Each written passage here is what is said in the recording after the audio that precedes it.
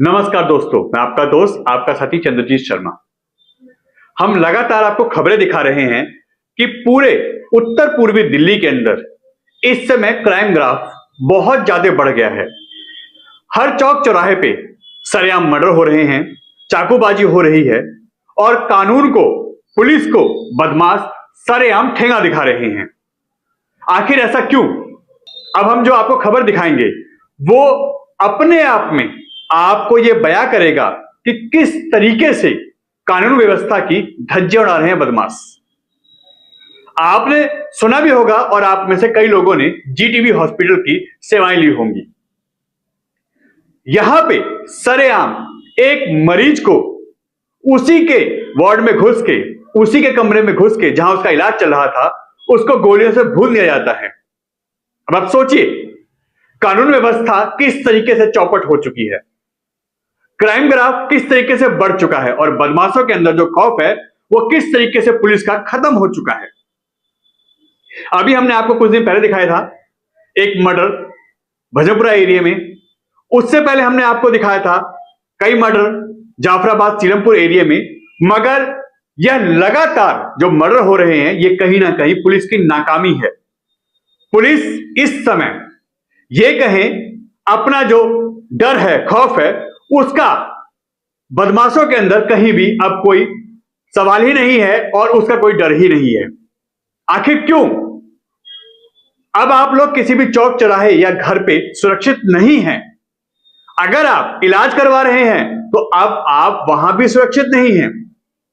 अब हम आपको पूरी कहानी बताते हैं और जब इसकी आप कहानी सुनेंगे तो आप भी चौंक जाएंगे कि इतना बड़ा मामला हो जाता है और प्रशासन, पुलिस, हॉस्पिटल के सुरक्षा गार्ड कहां थे, क्या कर रहे थे। असल में 14 जुलाई को यह मामला सामने आता है। करीब 4-5 बजे के आसपास शाम को यह मामला सामने आता है और यहां पे बदमाश जीटीबी हॉस्पिटल में घुसते हैं और एक मरीज की सरेआम गोलियों से भून के हत्या कर देते हैं, मौत के घाट उतार देते हैं। मगर सबसे बड़ा खुलासा इसमें जब होता है कि जिसको वो मारने आए थे वो ये मरीज था ही नहीं। वो असल में ऐसे ही किसी मरीज को मारने आए थे जिससे उनकी रंजिश थी। उसका इलाज चल रहा था क्योंकि उसके पेट में गोलियां लगी थी और उसका इलाज चल रहा था। और जिस व्यक्ति की मौत हुई है यह एक शादीशुदा व्यक्ति है। इसका 3 महीने से जीटीबी हॉस्पिटल में इलाज चल रहा था और इसको पेट में इंफेक्शन था। उसका ऑपरेशन हुआ था और वो लगातार इस हॉस्पिटल से ट्रीटमेंट ले रहा था। यह बदमाश रेकी करते हैं इस हॉस्पिटल के अंदर आके कि कौन है, कहां है, कैसे जाएंगे, किस तरीके से इस वारदात को हम अंजाम देंगे। इस रेकी के बाद वो हमले का प्लान बनाते हैं और वो हमला करते हैं उस व्यक्ति के ऊपर। मगर वो व्यक्ति उस समय वहां नहीं होता है और यह व्यक्ति जिसके इन्होंने मर्डर किया है, जिसको गोलियों से भूना है, मौत के घाट उतारा है, वो व्यक्ति वहां पे होता है, उस वार्ड में होता है। कुछ कंफ्यूजन हो जाता है जिसकी वजह से इस व्यक्ति को वो गोलियों से भून देते हैं और इसको मौत के घाट उतार देते हैं। असल में दोनों के ही पेट में जो पट्टियां बंधी थी उससे कंफ्यूजन होता है। दोनों एक जैसे ही दिख रहे थे और पेट में पट्टी बंधी होने की वजह से, क्योंकि जो बदमाश था जिसके साथ इनकी रंजिश थी उसके पेट में गोली लगी थी, उसका ऑपरेशन हुआ था और उस पे उसकी पट्टियां बंधी थी पेट पे। और सेम यही बगल में जो ये मरीज था इसका भी इंफेक्शन था पेट में, ऑपरेशन हुआ था पेट का और इसके भी पेट पे पट्टी बंधी थी।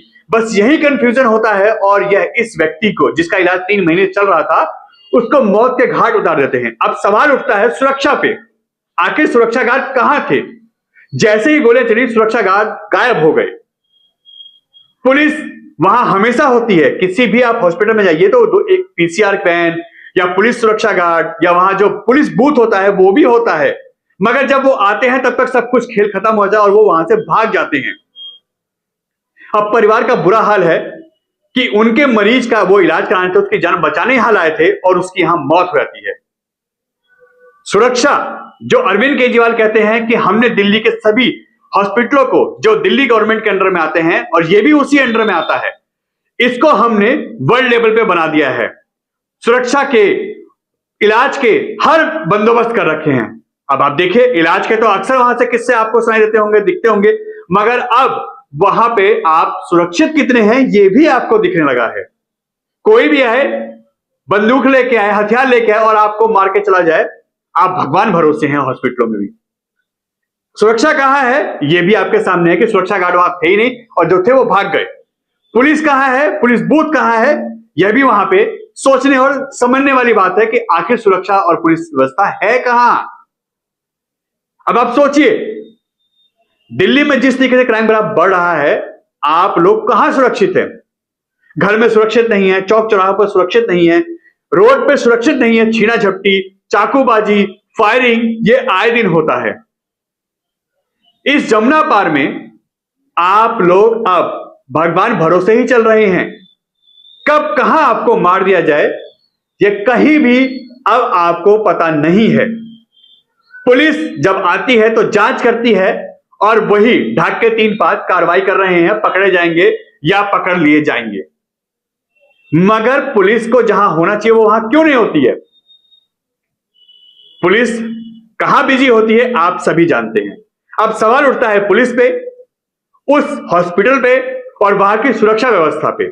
हम आपको तस्वीरें दिखाते हैं उस परिवार की कि उन पे अब क्या बीत रही है और किस तरीके से वहां से अब पुलिस जांच कर रही है।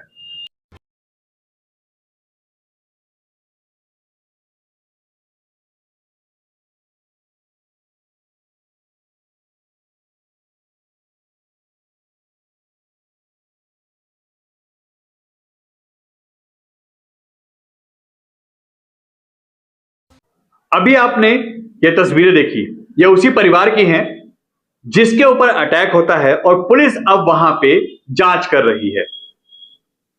अब आप सोचिए, इस जमुना पार में इतना क्राइम ग्राफ है, इतना टॉप पे इस समय क्राइम चल रहा है यहां पे कि बदमाशों को कहीं भी पुलिस का कोई डर नहीं है। और अब लोग भगवान भरोसे हैं। मगर यही अगर आप जमुना उस पार जाएं, जिसे हम लोग नई दिल्ली कहते हैं, लुटियन जोन कहते हैं, जहां नेता रहते हैं जिनको हम चुनते हैं, आप चुनते हैं, जिनकी सरकारें हम बनाते हैं, जिनको ये सुख सुविधाएं हमारे वोट से, हमारे चुनने के बाद मिलती है, वो आराम से अपने उस बंगले में, उस जगह पे जहां उनको जगह मिली है, जहां उनको रूम मिले हैं, जहां उनको आवास मिले हैं, वहां सुरक्षित हैं। कोई दिक्कत नहीं है, सब कुछ फ्री मिल रहा है, सब आनंद में हैं। और आप लोग जो सरकारें बनाते हैं, जो नेताओं को चुनते हैं, वो अब भगवान भरोसे हैं। किस चौक पे किसकी मौत आ जाए, किसको मार दिया जाए, किसको लूट लिया जाए, यह अब भगवान जानता है। मगर सीलमपुर हो, जाफराबाद हो, गोंडा हो, नंदनगरी हो, सहादरा हो, दुर्गापुरी हो, ज्योतिनगर, किसी भी इलाके की बात करिए, सीमापुरी हो, लक्ष्मी नगर हो, कहीं पे भी किसी भी चौक चौराहे की बात करिए, हर जगह यही हाल है। और वही जहां नेता हैं वो सुरक्षित हैं, वो आराम से अपने घरों में मजे ले रहे हैं और बाद में जांच की बात कहके वो भी अपना पल्ला झाड़ लेंगे। और हो सकता है वो किसी के प्रेशर में या खबर दिखाने के बाद हो सकता है वो दिखावे के लिए आपके दरवाजे तक पहुंच भी जाए। मगर यह सुरक्षा व्यवस्था करना इन्हीं की जिम्मेदारी है, इन्हीं नेताओं की जिम्मेदारी है, क्योंकि इनको इसीलिए चुना जाता है। इनको घूमने फिरने के लिए और लाल बत्ती का, बड़े बड़े बंगलों का सुख देने के लिए नेता को नहीं चुना जाता। मगर सरकार, नेता ऐश कर रहे हैं और पब्लिक सरेआम मारी जा रही है, लूटी जा रही है और उनके साथ हर चौक चौराहे पे ऐसी घटनाओं को अंजाम दिया जा रहा है। बदमाशों के जो हौसले हैं वो बुलंद हैं और पुलिस सिर्फ जांच कर रही है और बाद में पहुंचते हैं जब सब कुछ हो जाता है। पुलिस का डर अब इन बदमाशों के बीच में कहीं नहीं है। N Bharat TV, Delhi.